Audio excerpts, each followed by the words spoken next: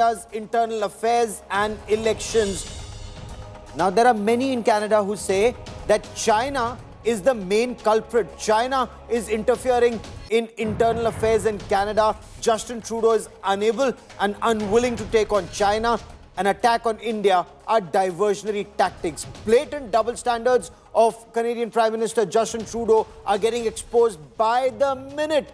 In the deposition, he's conceded when he raised the issue of Niger at India's G20 presidency with Prime Minister Narendra Modi. He did not have evidence to talk about India's alleged involvement. We'll get you all these details. I'm Gaurav Sawant. As always, let's get started with the headlines on India First.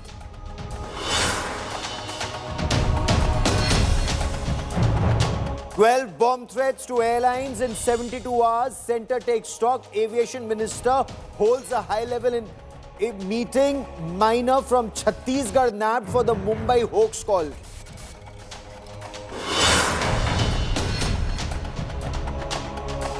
Omar Abdullah takes oath as the first Chief Minister of Naya Jammu and Kashmir. Congress is not part of this government. Offers support from outside, claiming it's taken the high moral ground.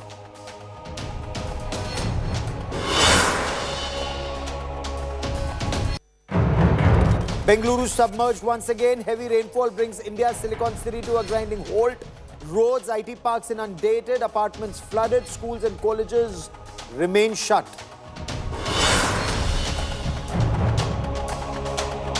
Supreme Court pulls up the pollution panel over the spurt in stubble burning. Haryana and Punjab government chief secretaries summoned. Aam Aadmi Party blames farm fires on Uttar Pradesh and Haryana.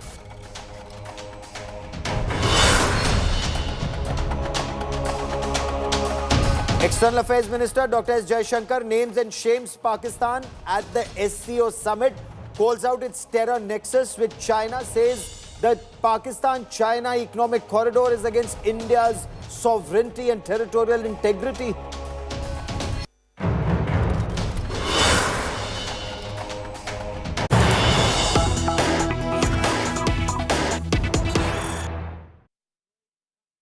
And let me now get you the latest. Canada's Prime Minister Justin Trudeau has admitted Canada did not have hard intelligence about India's alleged involvement in the Hardeep Nijjar killing.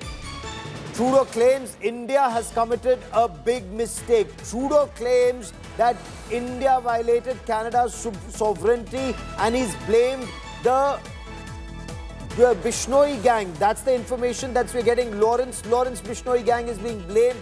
Justin Trudeau has doubled down on his attack against India. But the biggest question in his attack, even in this deposition, point one, where is the evidence? Does Canada have credible evidence more than credible allegations? Has that evidence been shared with India? And listening to Justin Trudeau, when Canada raised this issue with India during India's G20 presidency, Canada, he admits, did not have actionable evidence. It had intelligence inputs, but not evidence. Listen in. Work behind the scenes to try and get India to cooperate with us. Their asks of us was, well, how much do you know? Give us the evidence you have on this. And our response was, well, it's within your security agencies. You should be looking into how much they know. You should be engaging. It's, no, tell us what you know. Show us the evidence. And at that point, it was primarily intelligence, not hard evidentiary proof. So we said, well, let's work together and look into your security services and maybe we can get that done. No. So here is the head of the government in Canada who raises a very serious allegation. He raises a very serious issue with India without credible evidence. And he admits that in the deposition in Canada. I want to bring in India Today's Shiv Arur for more on this. Also joining me is Shashank Mattu. India Today's team is tracking the story very, very closely. And let's go by hard facts and not innuendos here, Shiv. Did Canada have evidence against India when this issue was raised during India's G20 presidency? What do you make of his answer, Justin Trudeau's answer? Gaurav, the Canadian Prime Minister himself has answered that question, so nobody even needs to speculate. So far, it is what India has been saying it's what critics of self has, actually made this surprising admission, which actually makes him look really silly, because he's basically gone on record to say that, the matter that was shared with Indian officials was in the form of intelligence and not evidence. As you and I both know, and our viewers also know, that there's a huge difference between intelligence and evidence. If the Canadian Prime Minister feels so entitled to believe that intelligence will trigger an investigation in another country rather than evidence, then that is an Olympic level delusion that the Canadian Prime Minister is suffering from, because India is on the record not once, not twice, but three times, Gaurav, since September last year, to say that no evidence has been submitted. If evidence is submitted, India is open to investigating any allegations made, and if evidence is submitted, but that has not been submitted. So this is I read this as Justin Trudeau having gone out on a limb too far. It's difficult for him to turn around and back down on the allegations he's leveled, and he's attempting to ratchet up the intensity of that attack by claiming to have had the power to disrupt India's G20 by bringing up these allegations. Let's remember that during the G20, he did put up a pretty sorry face. There was a lot of attention paid to Justin Trudeau at that particular time, because it came in the wake of the allegations as well. So let's make no mistake, this is Justin Trudeau trying to double down in a very difficult situation. Only he's stepped into another landmine and made the biggest confession, perhaps the biggest admission of what India and everyone's been saying. Where's the evidence? Absolutely. Shiv, stay with me. Shashank Mattu joins me on the broadcast. Sushant Sareen is Senior Fellow at the Observer Research Foundation. He joins me on this broadcast, and we'll analyze this threadbare. India rightly has taken Canada to the cleaners on this. India and Canada are very strong strategic partners, but this is not how a strategic partner behaves, especially when he's in intense trouble. And Shashank, you heard Trudeau's response. You also know the ground reality in Canada. So the Liberal Party is losing elections in Toronto, in Montreal. His popularity is sinking from 66% down to 23 to 33%. And is that why all of this is happening? What do you make of his answer? No, absolutely. You're absolutely right that domestic politics, even the Canadian media has latched on to this, and even the global media that is not often friendly to India has latched on to this idea that, in fact, Justin Trudeau may have a domestic implication given the rebellions he's facing within his party. Just today, one of his own Liberal members of Parliament openly came out, very respected member of Parliament from the Liberal Party, coming out and saying that, look, we don't want Justin Trudeau to stay on as Prime Minister. So he's facing a massive internal revolt. He's facing questions even within his own media about the timings of all of these allegations against India. If I may also, Gaurav, just add to what Shiv was saying about just the delusions and double standards that Canada has been indulging in. Trudeau essentially asked Indian intelligence to reveal, tip its hand, show, let Canadian intelligence in. But when Indian Prime Minister Narendra Modi in this meeting asked Trudeau to look at concerns about Khalistanis and also arrest some of these individuals, Trudeau simply said, look, this is freedom of speech, and this is not something we have to worry about. So there is absolutely no consideration for India's security interests, but which are direct threats to India's security and the security of India's diplomats. But you expect Indian intelligence to hand you everything you need to build an airtight case. This is completely ridiculous. He also admitted something else, that he asked Indian diplomats to waive their diplomatic immunity to subject themselves to Canadian investigations, when he admitted, in fact, in this extraordinary statement, that even Canada would not have done that for its own diplomats. So ultimately, they had to expel Indian diplomats. So at every single level, it seems that this is really an instrument in public theatre, public diplomacy, not really trying to get to the bottom of this, but to really make sure that his, flailing government has some sense of trying to unite the country behind it. But in fact, all it's done is lead to even more questions about how, if indeed Trudeau's government, what it says is true, how could it have allowed something like this to happen? So the Canadian public is asking even more questions about public law and order and security. This is completely backfired. In the language of today's youngsters, he's completely delulu, as they would say, completely delusional, the manner in which he's dealing with a country like India. Sushant Sareen, he seems to be living in cuckoo land. He admits there is no evidence, he didn't have evidence, raised this with India, and he expects Indian intelligence agencies to cooperate with him on the basis of hearsay. Yeah, clearly he expected that, and I think he was entitled to expect it, because look, how have we reacted so far? What is the Indian... Very politely, too politely. Not even politely. What has been the Indian response? Okay, if Canada does something, we will respond to it. The point which Shashank has just raised, I think that is the critical point. See, there are two issues here. One, this white man exceptionalism that, look, I can do whatever within my country against your country, but Yes. you cannot do anything, right? How does this work? The point is that you have given sanctuary and support, and your intelligence agencies have been involved with these guys. You are saying that the Bishnoi gang is in the pay of the government of India and is sending agents to kill bump of people. But the government of India has been asking you for extradition of the Bishnoi gang members, and you have refused to do it. Yes. Bishnoi gang members are living in Canada. Why haven't you acted against them? So, it's very easy to blame India for everything, but look, what has been the Indian reaction? Indian reaction is, no, we will do what, let Canada do something, then we will respond to it. The thing is that we should have turned this around. When Absolutely. we have given you intelligence, we should have said, we have given you intelligence, what are your security agencies doing about it?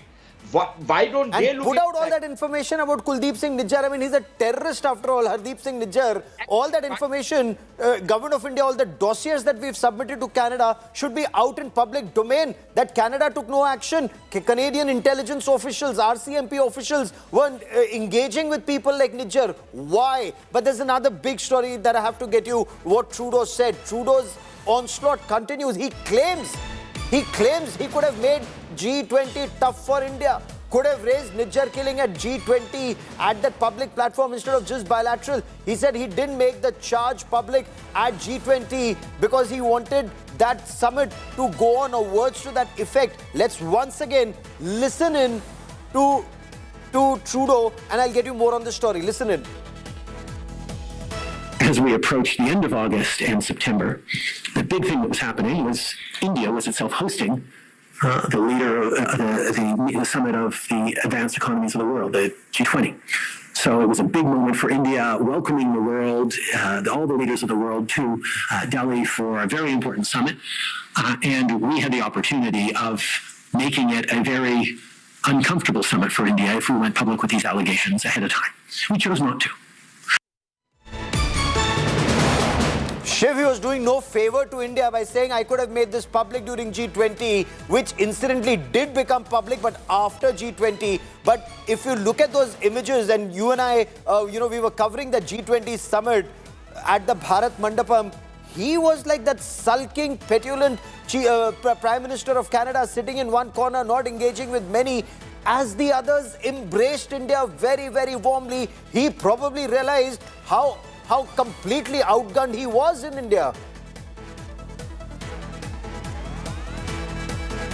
Gaurav, was that for me? Yep, Shiv.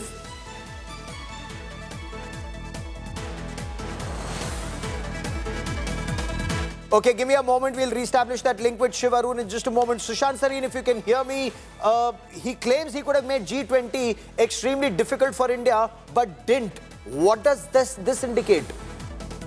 No, this indicates that there were strategic considerations at the time of the G20. The Americans were playing along with India at that point of time because they didn't want the G20 to go wrong. And frankly speaking, I think the Americans have also played a very dubious role in this entire episode.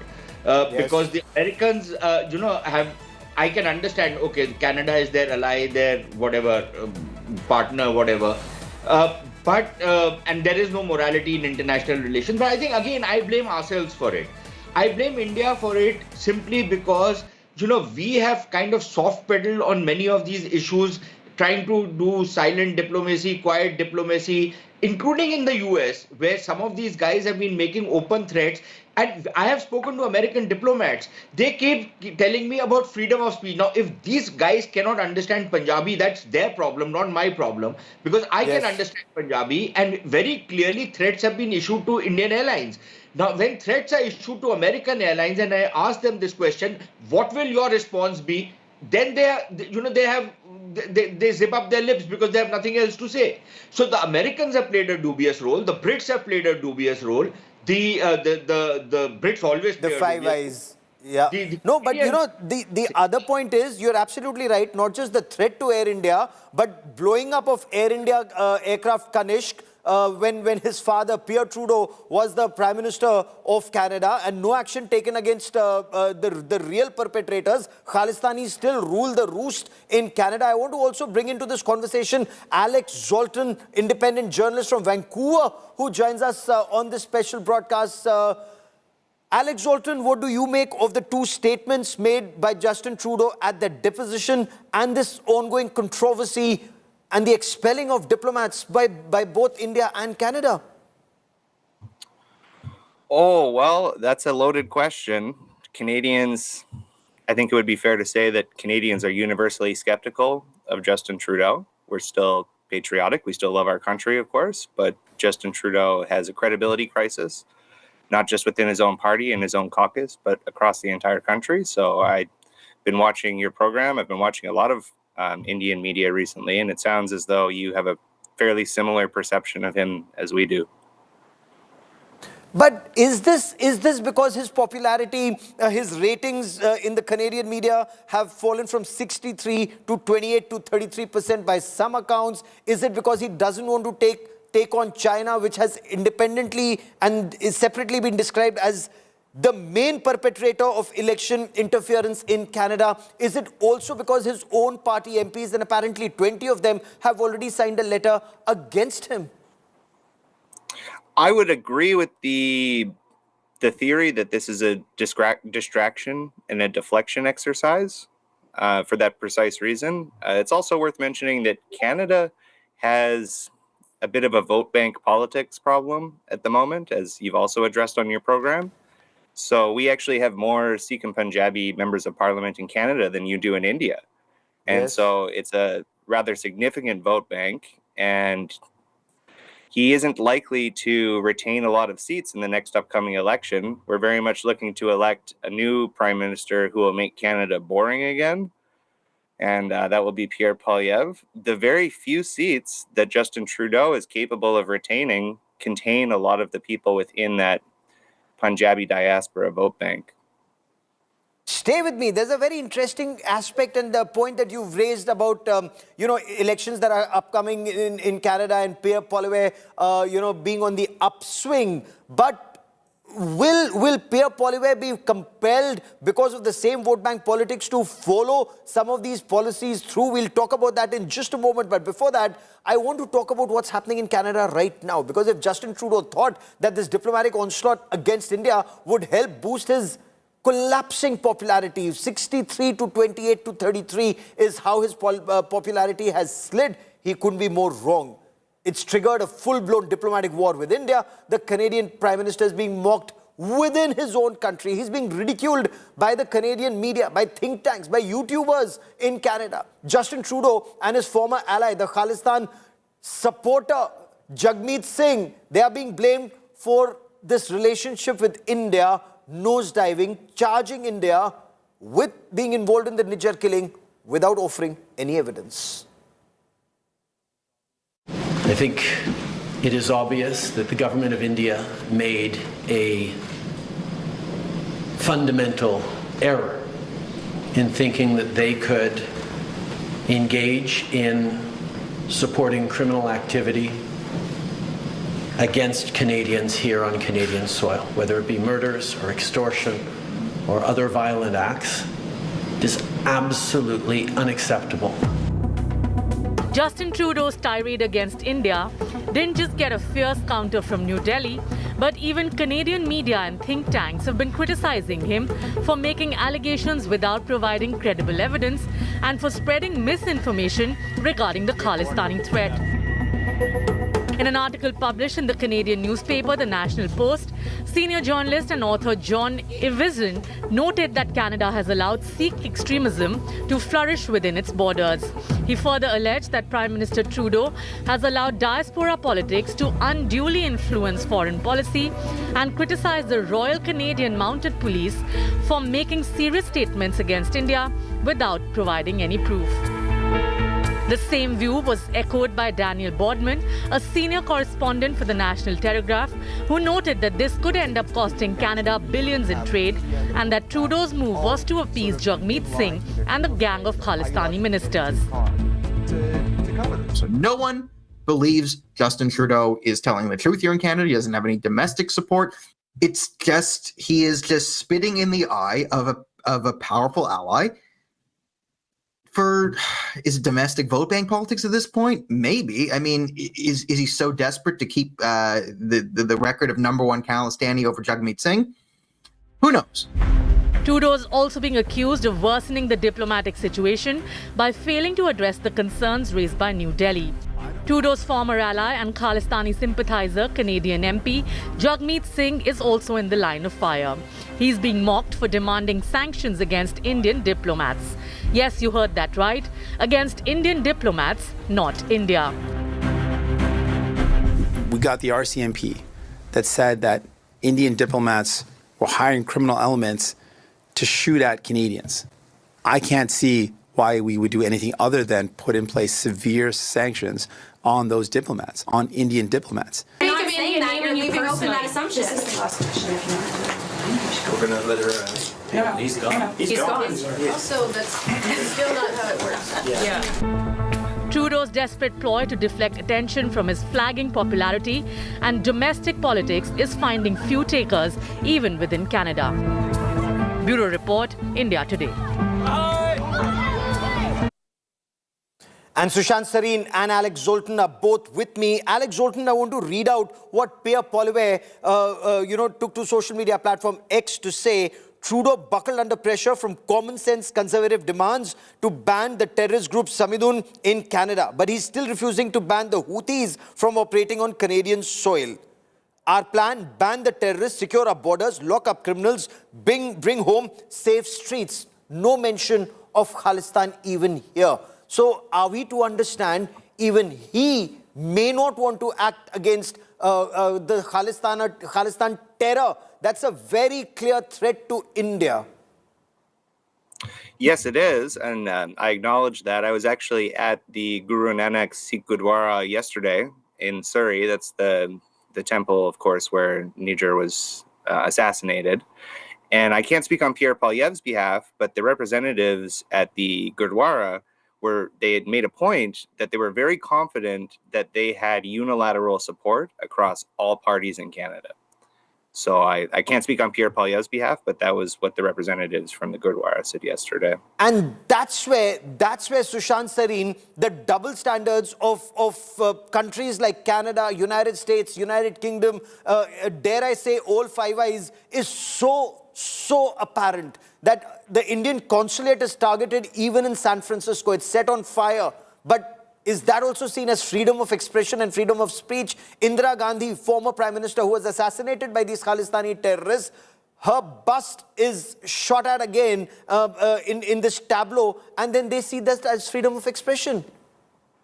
So, well, I wouldn't consider that freedom of expression, but Sushant, go ahead. Sushant, sorry. Okay, Sorry. yeah, Sushant. Yeah, Thanks. so Gaurav, I don't think we should crib too much about hypocrisy in politics and international relations. That's par for the course, right? All countries do it. I don't hold that against these guys, even though I will use it in any argument against them. But let's talk about realism right now. My problem is not that there are these guys, these toilet cleaners and plumbers who are carrying out, this poisonous propaganda in Canada. Even that's not my problem. My problem is that it is having real impact inside India in terms of inciting Yes. violence in India, in terms of gun running, in terms of narcotics trafficking, in terms of illegal migration, in which many of these thugs are involved in Canada, and they are spoiling Yes. Canada because of it.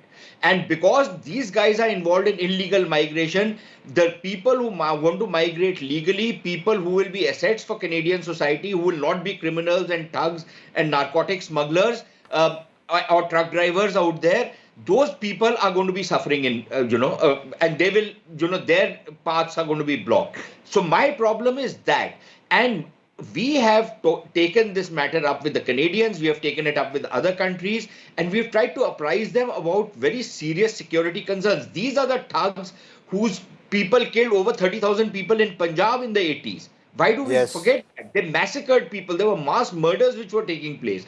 And the cavalier attitude which these guys have on freedom of speech and expression, just ask them if these similar statements were being made in India against a Canadian diplomat, these kind of threats were being made to a Canadian diplomat in India or an American diplomat in India, what would the reaction be by both Canada and the United States? Number two, if an Indian was to stand up, whether in India or in the United States, and say that no Canadian or no American should fly in either Air Canada or in United Airlines or one of the American airlines because their life will be in danger, what would be construed from it? Will it be construed that this is freedom of speech and expression, or will it be construed that this is a clear and present terrorist threat to blow up an airline? Because these people have a record of blowing up an airline. They tried to blow up other airlines also.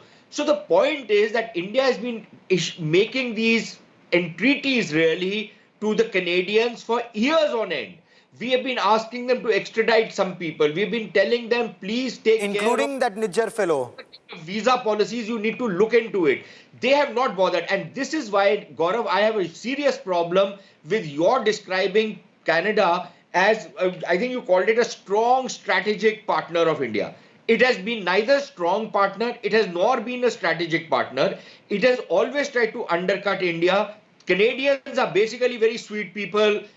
Basically, Canada is a very nice country, but the regimes in Canada have been uniformly hostile to India, except for a few exceptions, Stephen Harper and a couple of other people in Canada. That's the point I was making, that, Prime Ministers like Stephen Harper, the relationship was an upswing when they were in power, but I completely agree with you when Pierre Poilievre was the Prime Minister, and now his son, when Justin Trudeau, no, sorry, not Pierre Poilievre, when Pierre Trudeau was the Prime Minister, and now when his son, Justin Trudeau, is the Prime Minister, the relationship, one, at an all-time low, Alex. Two, the father did nothing, virtually nothing on ICA, on the Air India Kanishk bombing. Nothing. India gave intelligence inputs, wanted more security for the aircraft, for the passengers, for the screening, did nothing. And the son is doing nothing against the same Khalistani elements. So should India expect that Canada is not serious about these Khalistani elements who are killing people inside Canada? Gun running, drug running, human trafficking, all of which is harming Canadian interests, and Canada does nothing. We fail to understand why. Well, most of the people on your program seem to be very well educated on Canadian history. And I think that in order to understand why Canada is so tolerant of these Khalistani separatists is partly owing to our own history of being very tolerant of our own, sometimes militant, minority separatists.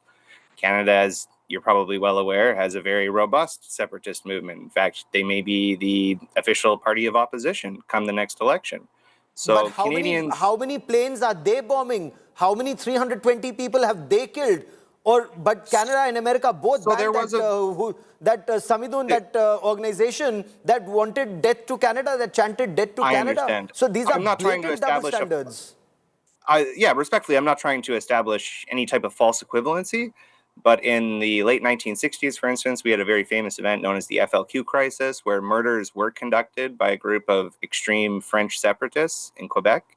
So this is not entirely unprecedented within our own borders, the idea of there being a minority and sometimes very violent and radical separatist organization. And I think that's maybe one of the reasons Canadians are so capable of turning a blind eye to the situation, and maybe also explain some of their general disinterest in the story. Okay, but is China the real threat, and is all of this a smokescreen for Justin Trudeau? Is Justin Trudeau's diplomatic war against India a smokescreen for not wanting to face or being too timid to face the real issue, and that is Chinese interference in Canadian politics? A preliminary report by Canada's Foreign Interference Commission says it reveals China's involvement both in 2019 and in 2021 elections. Specifically, it goes on to say, and I want to quote, China supported Justin Trudeau's minority liberal government in 2021. Now, is that the reason why Trudeau is using India as a scapegoat? We bring you this report.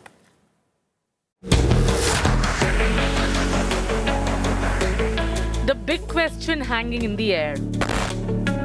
Why has Justin Trudeau triggered a diplomatic war with India? The Canadian Prime Minister's seasonal anti-India attack is aimed at diverting from his particularly bad domestic worries. Most of all, a report that exposes Chinese interference in Canadian elections in which Trudeau suspiciously won. Leading to a widespread view even in Canada, that effort to blame Indian interference is ironically a smokescreen to hide Chinese interference. That's why. The Canadian Prime Minister is slated to appear before the Foreign Interference Commission on October 16. In May 2024, a preliminary report prepared by the Commission named China as the main perpetrator of foreign interference against Canada. According to the report, China relies on the Chinese Communist Party and Chinese government bodies, locally based Chinese officials and their proxies to monitor diaspora communities and transnational repression. Additionally, it also says that China engages in Canadian electoral interference by financially supporting preferred candidates. Chinese support was reportedly party agnostic, but 2021 elections saw support by some Chinese officials for a minority liberal government because they viewed minority governments as being more limited in terms of being able to enact anti-China policies. The report also says that Chinese involvement in Canada's 2019 and 2021 elections exceeded those of other states. But despite reports highlighting China as a bigger threat, Trudeau has tried to position India on par with China in terms of foreign interference. Bureau Report, India Today. Alex, in your appreciation, closer to elections, will this get even worse? This spat, and it's now more than just a spat between India and Canada, but is it likely to get worse? Yes, Justin Trudeau has a bad habit of, when finding himself in a hole, continuing to dig. So I'm quite confident that things will continue to get worse, yes. Sushant Sareen, will India continue, in your appreciation, to be reactive? Once Canada does something, India will respond to it? Or is it time for India to be on the diplomatic offensive and expose what Canada has done or not done in the wake of all Indian protests, letters, dossiers demanding action against the Khalistani elements? Yes, I think that is precisely what we should do. Not only about all the representations we made to the Canadian government against these thugs and these terrorists, and the fact that there has been absolutely no action which has been taken from the Canadian side, and the disingenuous excuses that the Canadian authorities offered to us. Secondly, we should also apprise everybody the world over that how, for example, we asked for extradition of the very gang they are accusing of being hand in glove with the government of India. Right? There's nothing more preposterous than that. Number three, I think we should also now lay out in the public domain how the Canadian authorities in India were interfering in Indian political affairs, whether it's in Punjab, whether it's at the central level, how their NGOs are indulging in nefarious activities, what kind of activities their diplomats were doing. After all, there are leaks coming out in the newspapers from Indian agencies, but why not make it official? Come out publicly, come out with your bat swinging. Maybe if you need to start a couple of consulates, perhaps we should do that, because let's face it, Gaurav, even if tomorrow there's a change in government in Canada, I don't see the situation improving because this guy Trudeau has poisoned the well to a point where you have to take that dog out of that well before and clean the well before you can put water back in it. And I don't see that happen anytime soon. So there will be very real life consequences, including to the Indian Canadian community in Canada, including on our trade relations. It cannot be a free pass. And Gaurav, this is critical. I think the reason why they've gone soft on China and hard on India is because they think they can get away with it. Yes. They think, at the end of the day, the signals coming out from the government of India is no, trade will not be affected, as though we are nothing but a panseri ki dukaan. If that is the attitude, then of course, everybody will take you for a ride. Secondly, if you think you can play soft and you can, play it very maturely and, the other sides will back off, it's not going to happen. They're going to push even harder. Number three. Okay, I have breaking news coming in. Sushant Sareen and Alex Zoltan, stay with me for a moment. We're getting a reaction from India's principal opposition party. The Congress party has demanded a clarification from the Narendra Modi government on Justin Trudeau's charges.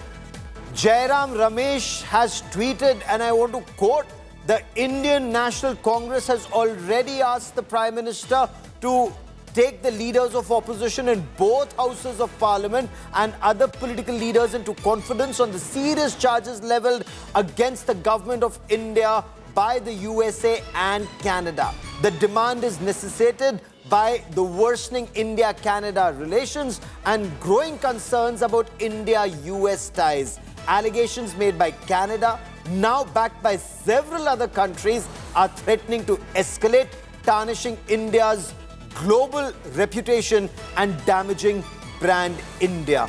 It is imperative that the government of India promptly and clearly articulate its stance on this issue. The opposition must be fully informed, as safeguarding India's global standing is a shared responsibility. Our nation's international image as a country that believes in and adheres to rule of law is at risk, and it is crucial that we act together to defend it. On matters relating to national security and foreign policy, the nation must always be one, unquote. I quickly want to cut across to India Today's Mosmi Singh joining us for more on this. Mosmi, very, very strong words that come from Jairam Ramesh when he seeks clarification from the Narendra Modi government. Is this the viewpoint of the Congress party in its entirety? Because Abhishek Manu Singhvi and some leaders had asked, why is all of this happening? Are there elections in Canada? Or words to that effect? Absolutely, Gaurav. Because Manish Tiwari and to the likes of Abhishek Manu Singhvi had, teared into Justin Trudeau's claims and allegations, saying that these are old tactics of Justin Trudeau to justify his domestic audience. And here Jairam Ramesh, he is pointing out that the government needs to take into confidence the opposition and let the opposition know that what are the views of the government of India and articulate its stance clearly. So clearly, as part of the entire, as part of the allegations and counter-allegations, here Jairam Ramesh is slamming the Indian government, wants to know and said that the opposition needs to be kept in confidence as far as the external affairs policy vis-a-vis Canada is concerned, and also highlighting that the international image of our country is getting tarnished, and that's the reason that the Modi government needs to come clean on this. He also goes on to say that it's imperative that the government of India promptly and clearly articulates its stand, makes it clear that what are the allegations that the Canadian government is making and what is the Indian government in fact stand on it.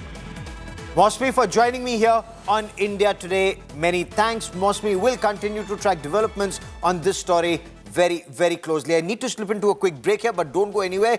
Superstar Salman Khan's life is under threat. There are threats that are coming from the Lawrence Bishnoi gang that are intensifying. Details coming up.